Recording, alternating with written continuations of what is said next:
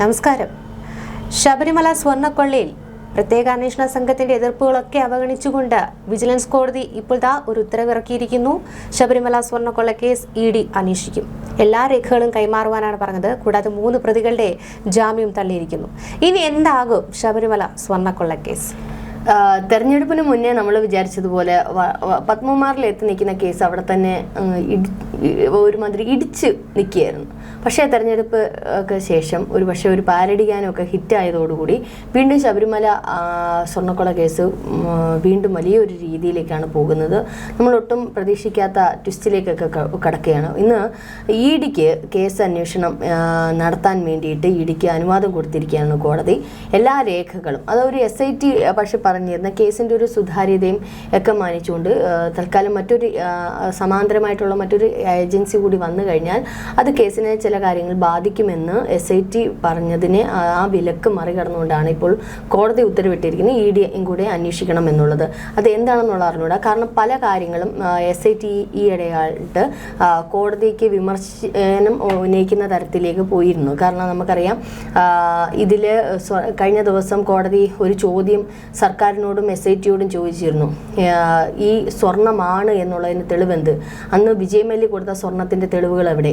അതില്ല എന്നുണ്ടെങ്കിൽ N വാസു അടക്കം ചെമ്പെന്ന് രേഖപ്പെടുത്തിയത് അവരുടെ ഭാഗത്ത് ശരിയെന്നുള്ള രീതി കോടതിക്ക് അവസാനം വിലയിരുത്തി. കോടതി ഒരു സൂചന മാത്രമാണ് നൽകിയത്, ഇത്തരത്തിലാണ് നിങ്ങളുടെ അന്വേഷണം പോകുന്നത് എന്നുള്ളത്. മാത്രമല്ല പത്മകുമാറിൽ വന്ന് നിൽക്കുന്ന അന്വേഷണം 1 ഇഞ്ച് പോലും മുന്നോട്ട് പോയിട്ടില്ല. അതും കോടതി ഒരു തരത്തിൽ ചോദ്യം ചെയ്തിരുന്നു. കാരണം പിന്നീടുള്ള അന്വേഷണമായിട്ടോ അല്ലെങ്കിൽ പിന്നീട് അടുത്ത അതുകൊണ്ട് തന്നെ ധൃതിയിൽ പിന്നീട് ഈ പറഞ്ഞ മുൻ അസിസ്റ്റന്റ് ഓഫീസറെ അടക്കം പിന്നീട് അറസ്റ്റ് ചെയ്യുകയും ജയശ്രീ അറസ്റ്റ് ചെയ്തിട്ടില്ല, 2 പേരെ അറസ്റ്റ് ചെയ്യുകയും ചോദ്യം ചെയ്യുകയും ചെയ്തത്. ഇതിനോടൊപ്പം തന്നെ പലതവണ ഇപ്പോൾ ജാമ്യ ഹർജിക്കായിട്ട് പത്മകുമാർ N വാസും മുരാരി ബാബു ഒക്കെ കൊടുത്തിന് എല്ലാം ജാമ്യം കിട്ടാതിരിക്കുന്ന ഒരവസ്ഥയിലേക്കാണ്. കാരണം അത്രയ്ക്ക് വലിയൊരു കൊള്ള നടന്നിട്ടുണ്ട് എന്നുള്ളത് കോടതിയുടെ മുന്നിൽ നിൽക്കുന്നത് കൊണ്ടാണ് അവർക്ക് ജാമ്യം നിഷേധിക്കുന്നത്. അപ്പോൾ അത്തരത്തിലൊരു വല്ലാത്തൊരു ഒരു പ്രത്യേക ഘട്ടത്തിലോട്ടാണ് ശബരിമല സ്വർണ്ണക്കള്ളി കേസ് പോകുന്നത്. ഇന്ന് ഇപ്പോൾ വളരെ നിർണായകമായിട്ടുള്ളൊരു കാര്യമാണ് ഇഡി കൂടെ അന്വേഷിക്കണമെന്നുള്ളത്. ഇപ്പോൾ പറഞ്ഞോണം പിണറായി സർക്കാരിന് ഇടുത്തി വീണവൻ്റെ മണ്ടേ പാമ്പ് കടിച്ചവൻ്റെ മണ്ടേ ഇടുത്തിയും കൂടെ വീഴുന്ന ഒരവസ്ഥയാണ് ഇപ്പോൾ പിണറായി സർക്കാരിന്. ഇപ്പം ഒരു പരിപത്തി SITയുടെ അന്വേഷണം കൊണ്ട് പൊറുതിമുട്ടിയിരിക്കുന്നു. ഇപ്പോൾ ഇഡിയും കൂടെ കള്ളപ്പണ കേസ് കേന്ദ്ര അന്വേഷണ ഏജൻസിയും കൂടെ വരുമ്പോഴത്തേന് അത് ഒരു പക്ഷേ ദ്വാരപാലക ശില്പത്തിൽ മാത്രമായിരിക്കത്തില്ല. കാരണം കട്ടിലപ്പാളി മാത്രമല്ല, സ്വർണ്ണ കൊള്ള മാത്രമായിരിക്കത്തില്ല, കള്ളപ്പണ കേസാണ് അവിടെ വരുന്നത്. കള്ളപ്പണവുമായിട്ട് ബന്ധപ്പെട്ട് ആർക്കൊക്കെ എങ്ങോട്ടൊക്കെ ഈ സാമ്പത്തിക ഇടപാടുകൾ നടത്തിയിട്ടുണ്ട്. ഒപ്പം ഈ മകരവിളക്ക് സമയത്ത് വന്നു ചേരുന്ന കോടാനുകോടി രൂപയുണ്ട്. ഏകദേശം ഇവരുടെ കണക്കനുസരിച്ച് 400-800 കോടിയൊക്കെ രൂപയാണ് ഒരു വർഷം വരുന്നത്. പക്ഷെ അതിനപ്പുറം വരുന്നതിനൊന്നും വലിയ തെളിവുകൾ ഈ സ്വർണ്ണപ്പാളിയുടെ ഇതിൽ തെളിവില്ല. പിന്നല്ലേ ഇനി വരുന്ന ഭണ്ഡാരങ്ങളിലും അല്ലെങ്കിൽ പറയുന്ന നേർച്ചകളും ഒക്കെ ചെയ്യുന്നതിൻ്റെ തെളിവുകൾ വരുന്നത്. ഉള്ള ഈ 4 ആൾ അറിയേ ഈ പറയുന്ന 98 വാർത്താ പ്രാധാന്യമുള്ള ഇത്രയും കിലോ സ്വർണം കൊടുത്തത് രജിസ്റ്റർ ചെയ്തിട്ടില്ല. പിന്നല്ലേ ചെറിയ ചെറിയ വഴിപാടുകളും ഇതൊക്കെ ചെയ്യുന്ന മണ്ഡലകാലത്തിൻ്റെ എല്ലാ രേഖകളും അവരുടെ കയ്യിൽ കാണും. അതൊന്നും കാണത്തില്ല. അപ്പം ഈ കോടികളുടെ തട്ടിപ്പുകൾ അല്ലെങ്കിൽ ഈ പറയുന്നത് പോലെ ഈ ഇടയ്ക്ക് നമ്മൾ പറഞ്ഞ നെയ്യ് ഇതിൻ്റെ ടെൻഡർ എടുത്തതുമായിട്ട് ബന്ധപ്പെട്ട് അരി വിതരണവുമായിട്ട് ഈ അരവണ പായസത്തിൻ്റെ അങ്ങനെ നിരവധി ഈ തേങ്ങയുടെ കൊപ്രയുമായിട്ട് ബന്ധപ്പെട്ടത്. അപ്പോൾ ഇങ്ങനെ നിരവധി കാര്യങ്ങൾ അതിനകത്ത് തന്നെ അഴിമതി, അന്നദാനവുമായിട്ട് ബന്ധപ്പെട്ട്. അപ്പം നിരവധി ശബരിമല ക്ഷേത്രവുമായി ബന്ധപ്പെട്ട എല്ലാ നേർച്ച കാഴ്ചകളിലും എല്ലാ ഇതിലും എല്ലാ വഴിപാടുകളിലും അതുപോലെ തന്നെ ചെല്ലുന്ന വിശ്വാസികൾ അർപ്പിക്കുന്ന തുകകളിൽ വിശ്വാസികൾ അതിനപ്പുറം അർപ്പിക്കുന്ന സ്വർണ്ണങ്ങളിൽ ഇതെല്ലാത്തിലും ഒരുപക്ഷെ അഴിമതി ഉണ്ടെങ്കിൽ കണ്ടെത്താം അല്ലേ? ഇഡി അത്തരത്തിലേക്ക് ഒരു അന്വേഷണത്തിലേക്ക് പോകും. അങ്ങനെ അരിച്ചു പെറുക്കി അല്ലേ ഒരു അന്വേഷണം ഇഡി നടത്തുവാണെങ്കിൽ ഒരു പക്ഷേ സ്വർണ്ണക്കൊള്ളയും നിൽക്കത്തില്ല, മൊത്തത്തിൽ തൂത്തുവാരാൻ സാധ്യതയുണ്ട്. അതൊരു പക്ഷേ വല്ലാണ്ട് സർക്കാരിനെ പ്രതിസന്ധിയിലാക്കാൻ സാധ്യതയുണ്ട്. ഇതിപ്പോൾ സ്വർണ്ണക്കൊള്ള കേസിൽ മാത്രമാണ് ഇപ്പോൾ അകത്ത് കിടക്കുന്ന ഈ പറയുന്ന നേതാക്കന്മാരെന്നുണ്ടെങ്കിൽ ഇഡിയുടെ അന്വേഷണത്തിൽ കള്ളപ്പണ ഇടപാടുമായിട്ട് ബന്ധപ്പെട്ടുണ്ടോ എന്നുള്ളത് വരും. അങ്ങനെയാണെങ്കിൽ ഈ രേഖകളെല്ലാം ഇഡിക്ക് സമർപ്പിക്കണം എന്നുള്ളതാണ് ഇപ്പോൾ കോടതി പറഞ്ഞിരിക്കുന്നത്. ഇപ്പോൾ രേഖകൾ ആവശ്യപ്പെട്ടാണ് ആദ്യം ഇ ഡി അപേക്ഷ കൊടുത്തത്. കൊല്ലം വിജിലൻസ് കോടതിയാണ് ഇന്നത് വിധി പറഞ്ഞത്. കള്ളപ്പണ ഇടപാട് അന്വേഷിക്കുന്നതിനാണ് FIR-ഉം റിമാൻഡ് റിപ്പോർട്ടും അടക്കമുള്ള രേഖകൾ ആവശ്യപ്പെട്ട് ഇ ഡി കോടതിയെ ഇപ്പോൾ സമീപിച്ചത്. എന്നാൽ മുഴുവൻ രേഖകൾ കൈമാറുന്നതിൽ SIT എതിർപ്പെന്ന് അറിയിച്ചിരുന്നു. എന്നാൽ ഇന്ന് അതൊക്കെ തള്ളിക്കൊണ്ട് കോടതി പറഞ്ഞിരിക്കുന്ന എല്ലാ രേഖകളും, എന്തൊക്കെ രേഖകളുണ്ടോ അതിൽ ഈ പറയുന്ന റിമാൻഡ്, FIR ഇട്ടത് എല്ലാ രേഖകളും കൈമാറാനാണ് ഇപ്പോൾ കോടതി പറഞ്ഞിരിക്കുന്നത്. കള്ളപ്പണ ഇടപാട് പരിശോധിക്കുന്ന എതിർപ്പില്ലെന്നും സമാന്തര അന്വേഷണം വേണ്ടെന്നും ആയിരുന്നു അന്ന് SIT പറഞ്ഞിരുന്നത്. സമാന്തരമായിട്ട് ഒരു അന്വേഷണം തങ്ങളുടെ അന്വേഷണത്തെ ബാധിക്കുമെന്നുള്ളൊരു ഏതായാലും വലിയൊരു പ്രത്യേകത രീതിയിലേക്കാണ് പോകുന്നത്. ഈ ഒരു കേന്ദ്ര ഏജൻസി വരുന്നു എന്നുള്ളതും കൂടാണ് സൂചന. CBI അന്വേഷണം വേണമെന്ന് ഇതിനിടയിൽ കേന്ദ്രത്തോട് കോൺഗ്രസ് ഇപ്പോൾ വലിയ രീതിയിലാണ് പാർലമെന്റിൽ അടക്കം ചർച്ച ചെയ്യുന്നത്. കാരണം തെരഞ്ഞെടുപ്പിന് ബോധം വന്നു UDF-ന്. കാരണം അവർ പോലും പ്രതീക്ഷിക്കാത്ത തരത്തിലാണ് അവർക്കൊരു വലിയ വിജയം കിട്ടിയത്. അത് ഒരു പക്ഷേ ഒരു പാട്ട്, ഒരു PR വർക്ക് പോലും ഇല്ലാണ്ട് ഒരു പാട്ട് വലിയ ഹിറ്റാകുന്നു. ശബരിമല വിഷയം അത് ജനങ്ങളിലേക്ക് ശ്രദ്ധിച്ചു എന്ന് അവർക്കിപ്പോൾ ബോധ്യപ്പെട്ടു. അതുകൊണ്ട് തന്നെ പ്രതിപക്ഷം ഇനി അടുത്ത നിയമസഭാ തെരഞ്ഞെടുപ്പിനെ നേരിടാൻ ശബരിമല വിഷയം തന്നെയാണ് മുൻനിർത്തി മുന്നോട്ട് പോകുന്നത്. അതുകൊണ്ട് തന്നെ ഇതിന് ഒരു അവസാനം കാണണം എന്നുള്ള ഒരു പക്ഷേ അതിന് മുന്നേ തന്നെ ഏകദേശം ഒരു രൂപത്തിൽ സർക്കാരിനെ പ്രതിസന്ധിയിലാക്കുന്ന ഘട്ടത്തിലെങ്കിലും ഇപ്പോൾ കടകംപള്ളിയിലേക്കൊക്കെ അന്വേഷണം പോകുന്ന രീതിയിൽ എത്തുകയാണെങ്കിൽ അത് ഒരു പക്ഷേ നിയമസഭാ തെരഞ്ഞെടുപ്പിന് UDF-ന് വലിയ ഗുണമായിരിക്കും ഉണ്ടാകുന്നത്. കാരണം ഇപ്പം നമ്മൾ UDF തൂത്തുവാരി എന്ന് പറയുന്നുണ്ടെങ്കിലും ചില ഘടകങ്ങൾ എടുത്തു കഴിഞ്ഞാൽ, ചില വോട്ടിൻ്റെ താരതമ്യപ്പെടുത്തൽ എടുത്തു കഴിഞ്ഞാൽ ഇപ്പോഴും CPM-ന് അധികാരമുള്ള മേഖലകൾ ഇപ്പോഴും നിലനിൽക്കുന്നുണ്ട്. അത് അവർ ഇതുവരെ ആ ഒരു കോട്ട തകർക്കാൻ UDF-ന് സാധിച്ചിട്ടില്ല. അങ്ങനെയെങ്കിൽ ഒരു സമാസമാന രീതിയിലാണ് ഒരു പക്ഷേ ഇതിനകത്ത് മാണി ഗ്രൂപ്പ് അല്ലെങ്കിൽ ഈ പറയുന്ന മറ്റേതെങ്കിലും ഒരു ഘടകങ്ങൾ, മുസ്ലിം ലീഗ് വിരുദ്ധമായിട്ടുള്ള ഏതെങ്കിലും ഘടകങ്ങളൊക്കെ CPM അവസാന അടവ് പ്രയോഗിക്കാൻ സാധ്യതയുണ്ട്. കാരണം മുസ്ലിം ലീഗിന് UDF കുറച്ചുകൂടി പ്രാധാന്യം കൊടുക്കുന്നു എന്നുള്ള തരത്തിലൊരു പ്രചരണമൊക്കെ നടത്തിയാൽ ഒരു പക്ഷേ ഒരു മതത്തിനപ്പുറമുള്ള ചില കാര്യങ്ങൾ, രാഷ്ട്രീയ കളികൾ നടക്കുകയാണെങ്കിൽ ഹിന്ദു ഭൂരിപക്ഷ വോട്ടുകളിൽ LDF-ലേക്ക് വരുത്താനോ അത് സ്പ്ലിറ്റ് ചെയ്യപ്പെടാനോ സാധ്യതയുണ്ട്. ഇത് ഒരു പക്ഷേ UDF-ന് കൃത്യമായിട്ട് അറിയാം. അപ്പം ഈ പറയുന്നത് പോലെ തദ്ദേശ തെരഞ്ഞെടുപ്പിൻ്റെ ഒരു അവലോകനം എടുത്തു കഴിഞ്ഞാൽ തന്നെ LDF-ന് അങ്ങനെ കോട്ടം സംഭവിച്ചിട്ടുണ്ട്, നല്ല രീതിയിൽ കോട്ടം സംഭവിച്ചിട്ടുണ്ട്. പക്ഷേ ചില മേഖലയിൽ ഇപ്പോഴും അവർ നിലനിൽക്കുന്നുണ്ട് എന്നുള്ളത്. അപ്പോൾ ആ അടുത്ത നിയമസഭാ തെരഞ്ഞെടുപ്പ് വരുമ്പോൾ ഇതിനെ തകർക്കാൻ കഴിഞ്ഞില്ലെങ്കിൽ വലിയ, ഇപ്പം നമ്മൾ തിരുവനന്തപുരത്ത് തന്നെ കണ്ട അവസാന ഘട്ടത്തിൽ പോലും BJP-ക്ക് 50 സീറ്റുകളാണ് കിട്ടിയിരിക്കുന്നത്. ഒരെണ്ണം കൂടെ വേണം, ഇനി ഒരു സ്വതന്ത്രൻ്റെ ഒരു ഇതും കൂടെ ഉണ്ടെങ്കിൽ അവർക്ക് ഏകപക്ഷീയമായിട്ട് ഈ പറയുന്നതാണ് കോർപ്പറേഷൻ ഭരിക്കാൻ പറ്റുക. അപ്പോൾ അത്തരത്തിൽ ഭയങ്കര ട്വിസ്റ്റായിട്ടുള്ള ചില സ്ഥലങ്ങളുണ്ട്. അപ്പോൾ അത് UDF-ന് തിരിച്ചറിവുണ്ട്. അതുകൊണ്ട് തന്നെ UDF-ആണ് ഏറ്റവും അധികം പ്രതിസന്ധി കാണുന്നത്. കാരണം അവർക്കാണ് ഏറ്റവും കൂടുതൽ ഘടകകക്ഷികളുള്ളത്, മുസ്ലിം ലീഗ് അത് ഇത്. അപ്പോൾ ഈ മുസ്ലിം ലീഗിന് തന്നെ ഇപ്പം ഏറ്റവും കൂടുതൽ സീറ്റുകൾ വേണം, അവരുടെ മന്ത്രിമാർ വേണം എന്നുള്ള തരത്തിലാണ് വരുന്നത്. കാരണം മലബാർ മേഖല മൊത്തം ഇപ്പോൾ തദ്ദേശ തെരഞ്ഞെടുപ്പ് അവർ കൈയടക്കി കഴിഞ്ഞു. നമ്മൾക്കറിയാം നിലമ്പൂർ ഉപതെരഞ്ഞെടുപ്പൊക്കെ നമ്മൾ കണ്ടതാണ്. ലോക്സഭാ തെരഞ്ഞെടുപ്പൊക്കെ മുസ്ലിം ലീഗിൻ്റെ ഒരു അയ്യറുകളിയാണ് അങ്ങോട്ടേക്ക് പോയാൽ. ഇങ്ങോട്ടേക്കാണ് മധ്യകേരളത്തിലോട്ട് വരുമ്പോഴാണ് ഈ പറയുന്നത് പോലെ LDF UDF എന്ന് പറയുന്ന ഒരു സമാസമായിട്ടുള്ള രീതിയിൽ നിൽക്കുന്നത്. ഇതിനിടയിലാണ് BJP പല വോട്ടും സ്പ്ലിറ്റ് ചെയ്തുകൊണ്ട് വന്നത്. അപ്പോൾ UDF ശരിക്കും അങ്ങനെ അനായാസമായിട്ടൊന്നും നിയമസഭാ തെരഞ്ഞെടുപ്പിനെ നേരിടാൻ അവർക്ക് പറ്റില്ല എന്നുള്ള അറിയാം. അതുകൊണ്ട് തന്നെ ശബരിമല വിഷയം ഏറ്റവും അധികം മുൻനിർത്തിക്കൊണ്ട് കളിക്കാനാണ് അവരുടെ തീരുമാനം. അതുകൊണ്ട് തന്നെയാണ് ഇപ്പോൾ പാർലമെൻറ്റിൽ ഹൈബി ഈഡനും KC വേണുഗോപാൽ അടക്കം നല്ല രീതിയിൽ അതിനെ മുമ്പോട്ട് കൊണ്ടുപോകുന്നത്. കേന്ദ്ര ഏജൻസി CBI-യും കൂടി ഇതിന് പാരലായിട്ട് വേണമെന്ന് പറയുന്നത്. ഒരു കണക്കിന് CBI വരുന്നതാണ് നല്ലത്. കുറച്ചുകൂടി ബലപ്പെടും ഈ കേസിന്. SIT-ക്കും അതറിയാം. പിന്നെ ഇപ്പോഴത്തെ SIT ഉദ്യോഗസ്ഥർക്ക് നന്നായിട്ട് അറിയാം. ഇനി ഒരു 5-6 മാസവും കൂടി കഴിഞ്ഞ് ഈ ഒരു തദ്ദേശ തെരഞ്ഞെടുപ്പ് വരെ അവർക്കൊരു ചിലപ്പോൾ ഇതിനകത്ത് വല്ല പിണറായി ഭക്തർ വല്ല ഉണ്ടെങ്കിൽ തന്നെ അവർ രക്ഷപ്പെടും. പക്ഷേ ഇനിയിപ്പോൾ അവർ നിൽക്കത്തില്ല. പോലീസ് ഉദ്യോഗസ്ഥർ ഒരിക്കലും ഈ സർക്കാരിന് അനുകൂലമാണ്. കാരണം അവരുടെ നിലനിൽപ്പ് അവരുടെ ഔദ്യോഗിക ജീവിതത്തിനും കൂടെ ബാധിക്കുന്നത്. UDF വന്നു കഴിഞ്ഞാൽ ഇത് വീണ്ടും കുത്തിപ്പൊക്കുമെന്നറിയാം. അതുകൊണ്ട് ഇപ്പോൾ തൽക്കാലം അന്വേഷണം ഏകദേശം കൃത്യമായ രീതിയിലാണ് നടക്കുന്നത്.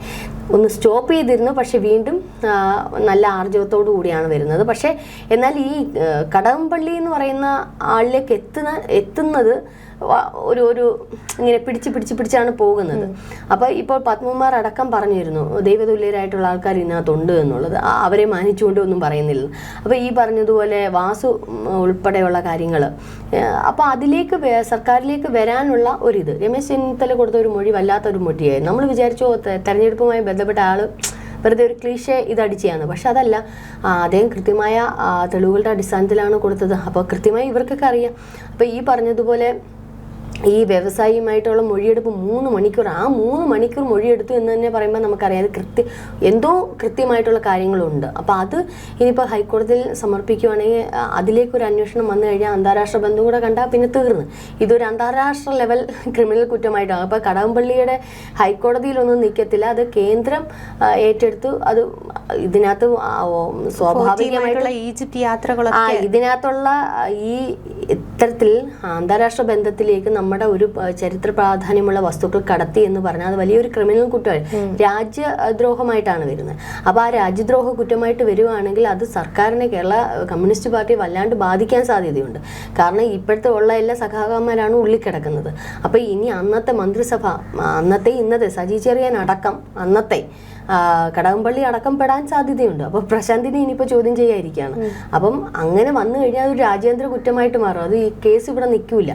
അപ്പോൾ അതിലേക്കാണ് ഇപ്പോഴത്തെ പോക്ക്. ഇ ഡിയുടെ അന്വേഷണം കൂടി, ഇ ഡി പലതും അന്വേഷിക്കുന്നുണ്ട്, പലതും ഫ്ലോപ്പായിട്ടുണ്ട്. പക്ഷേ ഇത് കൃത്യമായിട്ടുള്ള ഒരു അന്വേഷണമാണെന്നുണ്ടെങ്കിൽ ഈ ഒരു കള്ളപ്പണം ഇടപാട് കൂടി കണ്ടെത്തുകയാണെങ്കിൽ, ഏതെങ്കിലും തരത്തിൽ ഇ ഡി കണ്ടെത്തുകയാണെങ്കിൽ ഒരു ഭാഗത്ത് നിന്ന് ചിന്തിച്ചാൽ അത് SITക്ക് വലിയൊരു ഗുണമായിരിക്കും. കാരണം ഇ ഡിക്ക് കുറച്ചുകൂടി സോഴ്സസ് ഉണ്ട്. ഈ കള്ളപ്പണ ഇടപാടുമായി അന്താരാഷ്ട്ര ബന്ധവും അങ്ങനെയൊക്കെയുള്ള കള്ളപ്പണം ഇടപാട് നടത്തിയിട്ടുണ്ടോ എന്നുള്ളൊരു കണ്ടെത്തലുണ്ട്. മാത്രമല്ല ക്ഷേത്രവുമായി ബന്ധപ്പെട്ടുള്ള അഴിമതി കണ്ടെത്താൻ ഇ ഡിക്ക് സാധിക്കും. അപ്പോൾ ഇതൊക്കെ വേറെ രീതിയിലേക്ക് പോകാൻ സാധ്യതയുണ്ട്. അപ്പോൾ അങ്ങനെയാണെങ്കിൽ ഈ പറഞ്ഞോണം എന്തെങ്കിലും ഈ ഇടപാടുകൾ, അതായത് ഈ യഥാർത്ഥ സ്വർണം കടത്തിയിട്ടുണ്ടെങ്കിലൊക്കെ അറിയാൻ പറ്റും. അപ്പോൾ ഇ ഡിയുടെ അന്വേഷണം കൂടെ വന്നപ്പോഴേക്കും ഈ ശബരിമല വിഷയം കുറച്ചുകൂടി ടൈറ്റായിട്ടുണ്ട്. അത് പിണറായി സർക്കാരിനും വലിയൊരു പ്രശ്നം തന്നെ ഉണ്ടാകാൻ സാധ്യതയുണ്ട്. ഏതായാലും ഇതിനെ നന്നായിട്ട് കത്തിക്കാനാണ് പ്രതിപക്ഷത്തിൻ്റെ തീരുമാനം. ഏതായാലും ഇപ്പോൾ ഇ ഡിയുടെ ഒരു അന്വേഷണം കൂടെ നല്ല, ഇനിയിപ്പോൾ അടുത്ത CBI അന്വേഷണം വരുന്നുണ്ടോ എന്നുള്ളത് കാത്തിരിക്കും. കാരണം അതും ഉണ്ടാവാൻ സാധ്യതയുണ്ട്. ഇനിയിപ്പോൾ എന്തായാലും ഒരു മാസം 2 മാസത്തിനകത്ത് അടുത്ത നിയമസഭാ തെരഞ്ഞെടുപ്പിൽ വൻപൻ ട്വിസ്റ്റായിരിക്കും നടക്കുന്നത്. കാരണം അത് ഈ ശബരിമല വിഷയം അങ്ങനെ ഇതാവാൻ അത് മുങ്ങിപ്പോവില്ല. കാരണം മറ്റുള്ള അഴിമതികൾ പോലെയല്ല, ഒരു വിശ്വാസികളെ വ്രണപ്പെടുത്തുന്ന തരത്തിൽ അത് ഒരു തവണയല്ല പിണറായി സർക്കാർ ചെയ്തിട്ടുള്ളത്. സ്ത്രീ പ്രവേശനവുമായി ബന്ധപ്പെട്ട് ഞാൻ കഴിഞ്ഞ ചർച്ചയിലും ഞാൻ പറഞ്ഞിരുന്നു. ഇപ്പോൾ ഈ പാട്ട് നിരോധിക്കണം എന്ന് പറഞ്ഞ ആവിഷ്കാര സ്വാതന്ത്ര്യത്തെ പറ്റി പറയുന്ന അതേ പിണറായി സർക്കാർ ഈ പാട്ട് നിരോധിക്കണം, ഇന്നിപ്പോൾ വീണ്ടും U-turn അടിച്ചിരിക്കുകയാണ്. പാട്ട് നിരോധിക്കേണ്ട, അത് പോകട്ടെ എന്നുള്ള രീതി. അപ്പം അതിൽ പോലും പിടിച്ചു കയറാൻ ശ്രമിച്ചപ്പോൾ പോലും ശബരിമല വിഷയത്തിൽ ഏതൊക്കെ ശബരിമല അയ്യപ്പൻ എന്ന് പിണറായി സർക്കാർ ഉച്ചരിച്ചിട്ടുണ്ടോ അവർക്കത് തിരിച്ചടിയുണ്ട്. കാരണം അവർ കാണിച്ചിട്ടുള്ള പ്രക്രിയകൾ ഇന്നിപ്പം ആ ഒരു പാരഡി ഗാനത്തിന് അയ്യപ്പനെ അശ്ലീല ഇത് കൊണ്ട് ഇതാക്കി എന്ന് പറഞ്ഞ ഇതേ പിണറായി സർക്കാരിൻ്റെ ഇതേ ഒരു നേതാവ് തന്നെയല്ലേ അയ്യപ്പനും മാളികപ്പുറവും കൂടെ കല്യാണം കഴിച്ചു എന്ന് പറഞ്ഞേ. അതേപോലെ തന്നെ SFIയുടെ പോസ്റ്ററുകൾ കണ്ടിട്ടുണ്ടോ? അന്നത്തെ സ്ത്രീ പ്രവേശനവുമായിട്ട് ബന്ധപ്പെട്ട് ആർത്തവരക്തത്തിൽ കുളിച്ചിരിക്കുന്ന അയ്യപ്പനെയാണ്. അപ്പോൾ ഇവർക്ക് വിശ്വാസമില്ലായിരിക്കാം, പക്ഷെ വിശ്വാസമുള്ള ആചാരങ്ങളും അനുഷ്ഠാനങ്ങളും കൃത്യമായി പാലിക്കുകയും വിശ്വസിക്കുകയും ചെയ്യുന്ന യഥാർത്ഥ ഹിന്ദുക്കൾ ഇന്ന് ഈ കേരളത്തിൽ ജീവിച്ചിരിക്കുന്നുണ്ട്. അവരുടെയൊക്കെ നെഞ്ചത്തിട്ട് കൊട്ടുന്ന ഇല്ല പറഞ്ഞോണം കീറുന്ന തരത്തിലാണ് അത്തരത്തിലുള്ള പോസ്റ്ററുകൾ ഇട്ടത്. അപ്പോൾ അതൊക്കെ കണ്ടാൽ യഥാർത്ഥ ഒരു ഹിന്ദു വ്രണപ്പെടുക തന്നെ ചെയ്യും. ഒരു സ്ത്രീയുടെ അടിഭാഗത്ത് നിന്നും വരുന്ന ആർത്തവരക്തത്തിൽ ഇങ്ങനെ കുളിച്ചിരിക്കുന്ന അയ്യപ്പൻ്റെ വിഗ്രഹം ഒന്ന് ആലോചിച്ച് നോക്കൂ. അത്രയ്ക്കേ ഉള്ളൂ ഒരു ദൈവിക സങ്കല്പം, അത്തരത്തിൽ അധപ്പതിപ്പിക്കുന്ന തരത്തിലായ ഒരു ദൈവസങ്കല്പം അത് ഇവർക്ക് പറ്റും. കമ്മ്യൂണിസ്റ്റ് പാർട്ടി അവർ നിരീശ്വരവാദികളാണ്, അല്ലെങ്കിൽ ഈ പറയുന്നോണം അവർക്ക് യുക്തിവാദമാണ്, ഈ പറയുന്ന കൂട്ടംഗങ്ങളാണ് അവർ. പക്ഷെ അങ്ങനെയുള്ളവർ വിശ്വാസികളുടെ നെഞ്ചത്തോട്ട് വേണം. അവർ വെറുതെ ഗ്രൂപ്പ്, അവരെന്തിനാണ് ഭരിക്കാൻ നടക്കുന്ന ക്ഷേത്രങ്ങളെ, അവരെന്തിനാണ് ക്ഷേത്രങ്ങൾക്ക് വേണ്ടിയിട്ട് ഇത് ചെയ്യാൻ നടക്കുന്നത്? യഥാർത്ഥ വിശ്വാസികൾ അത് നോക്കി നടത്തിക്കോളും. ഇത്തരത്തിൽ അവർ ക്രിസ്ത്യൻ മുസ്ലിം വിഭാഗത്തിലെ പള്ളികളിലോട്ടൊന്ന് കയറി ചെല്ലട്ടെ, ഇതുപോലെ ആയിരിക്കുമോ കാണിക്കുന്നത്? അവർ വെച്ച് താങ്ങും അല്ലേ, അങ്ങോട്ടേക്ക് കയറ്റില്ല, വലിച്ചു കീറും അവർ. പക്ഷേ ഇവിടെ എന്തുമാകാം, ക്ഷേത്രങ്ങളുടെ പുറകെ എന്തുമാകാം എന്നുള്ളത് ആദ്യം ഈ ദേവസ്വം ബോർഡിനെ പിടിച്ചുവിടുകയാണ് ചെയ്യേണ്ടത്. ഈ ദേവസ്വം ബോർഡ് എന്ന് പറയുന്ന കൈയിട്ട് വാരുക, ഉള്ള ക്ഷേത്രങ്ങളെ അപമാനിച്ചുകൊണ്ട് ഈ പറയുന്ന അയ്യപ്പനെ ഉൾപ്പെടെ വലിച്ചു കീറിക്കൊണ്ട് അവർക്ക് കൈയിട്ട് വരണം, അവർക്ക് മുതൽ വേണം, സാമ്പത്തികം വേണം. അല്ലാതെ ക്ഷേത്രങ്ങൾ നന്നാക്കാനോ ഹിന്ദുമത വിശ്വാസികളെ നന്നാക്കാനോ ഒന്നുമല്ല. അപ്പോൾ ഈ ദേവസ്വം ബോർഡിനെ പിരിച്ചുവിട്ടിട്ട് യഥാർത്ഥ വിശ്വാസികൾ തന്നെ ഓരോ ക്ഷേത്രങ്ങൾ ഏറ്റെടുത്ത് നടത്തുന്നതാണെന്ന്, അല്ലെങ്കിൽ കേന്ദ്രം ഇടപെട്ട് കേന്ദ്രത്തിൻ്റെ കീഴിലായിരിക്കട്ടെ എല്ലാ ചരിത്ര പ്രാധാന്യമുള്ള ക്ഷേത്രങ്ങളും. കാരണം എന്തെല്ലാം സാധനങ്ങളാണ് ഇപ്പോൾ കട്ട് മുടിച്ചുകൊണ്ട് പോയിരിക്കുന്നത്. അപ്പോൾ ഇതൊക്കെ ഇപ്പോൾ ഇങ്ങനെ പുറത്ത് വന്നതുകൊണ്ട് അറിയുന്നു ഇതുപോലെ എത്ര ക്ഷേത്രങ്ങൾ. അപ്പോൾ ദേവസ്വം ബോർഡിൻ്റെ കീഴിലുള്ള എല്ലാം വിറ്റും മുടിച്ചും കൊള്ളയടിച്ചും ഇതിനുശേഷം എന്തെല്ലാം ആരോപണങ്ങളാണ് ഓരോ ക്ഷേത്രങ്ങളിൽ നിന്ന് വരുന്നത് നമ്മൾ കണ്ടുകൊണ്ടിരിക്കണം. അപ്പോൾ വിശ്വാസമില്ലാത്ത ഈ കൂട്ടർ ക്ഷേത്രങ്ങളിലേക്ക് കടക്കാതിരിക്കുക, അത് അവർക്ക് തിരിച്ചടി കിട്ടുമെന്നുള്ളത് ഇപ്പോൾ ഏറ്റവും വലിയ 2019 തുടങ്ങിയ ഈ ഒരു സംഗതി ഇന്നും പിണറായി വേട്ടയാടിക്കൊണ്ടിരിക്കുകയാണ്. ഇപ്പോഴും പിണറായി തോറ്റിരിക്കുന്നത് അയ്യപ്പൻ്റെ അതേ തട്ടകത്തിൽ വെച്ചുകൊണ്ടാണ്. അപ്പോൾ വീണ്ടും അയ്യപ്പനിലേക്ക് പോകുന്ന പിണറായി സർക്കാർ ഒന്ന് ആലോചിക്കുക, വിശ്വാസികൾക്ക് നേരെ അല്ലെങ്കിൽ മതത്തിന് നേരെ നിങ്ങൾക്ക് വിശ്വാസമില്ലെങ്കിൽ നിങ്ങൾ അതേ രീതി പോകണ്ട. അപ്പോൾ തീർച്ചയായിട്ടും ഇത് കട്ടുമുടിച്ചിട്ടുണ്ടെങ്കിൽ തീർച്ചയായിട്ടും, കാരണം ഒരു സ്ത്രീ പ്രവേശനവുമായിട്ട് ബന്ധം നമ്മൾ ഇപ്പോൾ പറയാം എന്തുകൊണ്ട് സ്ത്രീകൾക്ക് കയറിക്കൂടാ, എന്തുകൊണ്ട് ആർത്തവം അശുദ്ധിയാണ്. അങ്ങനെയല്ല, ആർത്തവം എന്ന് പറയുന്നത് അങ്ങനെ അശുദ്ധിയായിട്ടൊന്നും അല്ല കാണുന്നത്. പക്ഷെ ഓരോ മതങ്ങളിലും ഓരോ ആചാരങ്ങളുണ്ട്. ആർത്തവത്തിലിരിക്കുന്ന ഒരു സ്ത്രീ ദേവനേക്കാളും അധികമായിട്ടാണ് വരുന്നത്. നമ്മൾ ഗർഭിണിയായി കഴിഞ്ഞാൽ 5 മാസം കഴിഞ്ഞ ക്ഷേത്രങ്ങളിൽ കയറരുതെന്ന് പറയും. എന്തുകൊണ്ടാണ്? അവിടെ ദേവനേക്കാളും വലിയ രീതിയിൽ നിൽക്കുകയാണ് ആ സ്ത്രീ. അപ്പോൾ ചെന്ന് കയറുമ്പോൾ ആ ദേവൻ എഴുന്നേറ്റ് പോകും എന്നുള്ളതാണ്, എഴുന്നേറ്റ് നിൽക്കും. അപ്പോൾ അതാണ് ഒരു ഹിന്ദുവിൻ്റെ അല്ലെങ്കിൽ ആ മതത്തിൻ്റെ ഒരു ചരിത്രം എന്ന് പറയുന്നത്, അല്ലെങ്കിൽ ആ ഒരു ആചാരം എന്ന് പറയുന്നത്.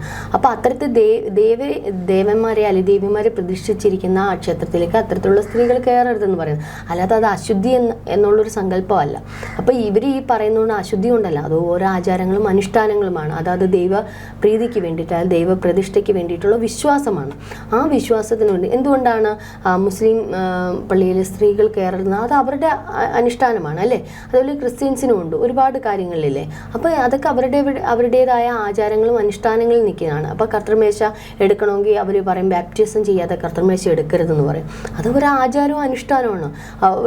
ചില ക്ഷേത്രങ്ങളിൽ ഷർട്ടു ഊരിയിട്ടിട്ട് പോകണമെന്ന് പറയും. അപ്പോൾ ഇതിൻ്റെയൊക്കെ മണ്ട എന്തിനാണ് അവിശ്വാസികളായ കമ്മ്യൂണിസ്റ്റ് പാർട്ടിക്കാരെ ഇടപെടുന്നത്? അവർക്ക് വിശ്വാസമില്ലേ, അവർ മാറി നിൽക്കുക. വിശ്വാസമുള്ളവരിലേക്ക് വരാതെ അവർ ഒന്നിനും വരുന്നില്ലല്ലോ അങ്ങോട്ട്. ഈ പാർട്ടിയെ കുറ്റപ്പെടുത്താനോ അല്ലെങ്കിൽ ഈ പാർട്ടിയുടെ നേരിൽ അവരുടെ ആശയങ്ങളോട് പൊരുതാനോ ഈ വിശ്വാസികൾ ആരും വരുന്നില്ലല്ലോ. അപ്പോൾ വിശ്വാസികളുടെ വഴിക്ക് വിടുക, അവരിലേക്ക് എഴുതി. കുറേ സ്ത്രീകളെ കയറ്റിയിട്ട് കയറ്റാൻ പറ്റുമോ? പിന്നീട് ഏതെങ്കിലും സ്ത്രീ കയറിയോ? അപ്പം വിശ്വാസികളായിട്ടുള്ള സ്ത്രീകൾക്കില്ലാത്ത ഇത് ഈ പറയുന്ന യുക്തിവാദികൾക്കും ഫെമിനിസ്റ്റുകൾക്കും കയറേണ്ട കാര്യമില്ല ഒരു ക്ഷേത്രങ്ങളിൽ.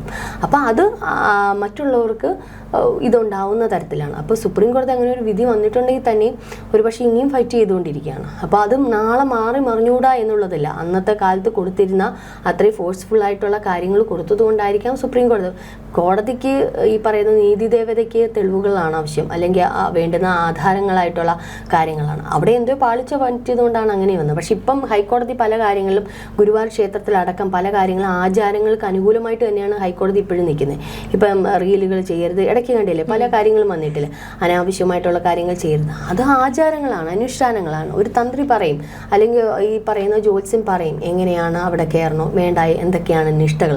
ആ നിഷ്ഠകളും അനുഷ്ഠാനങ്ങളും ഒന്നും മാറ്റാൻ ഒരു സർക്കാരിനും പറ്റത്തില്ല, ഒരു അവിശ്വാസിക്കും പറ്റത്തില്ല. അത് വിശ്വാസികളുടെ മാത്രം സ്വകാര്യതയിൽ ഊന്നിപ്പിടിച്ചിട്ടുള്ള കാര്യമാണ്. അപ്പോൾ വിശ്വാസികളുടെ ഇപ്പോൾ EDയുടെ ഒരു അന്വേഷണം കൂടി വരുമ്പോഴത്തേക്കും പിണറായി സർക്കാരിന് വല്ലാത്തൊരു പ്രതികൂല സന്ധിയിലേക്ക് പോവുകയാണ്. കാരണം ഈ ഒരു കള്ളപ്പണ ഇടപാട് ആദ്യം മുതൽ ഇനിയിപ്പോൾ ചകഞ്ഞെടുക്കുമ്പോൾ തീർച്ചയായിട്ടും അത് ആരൊക്കെ ഇതിനകത്ത് കൈയിട്ട് വാരിയിട്ടുണ്ടോ എല്ലാത്തിനെയും പൂട്ടുക തന്നെ ചെയ്യും.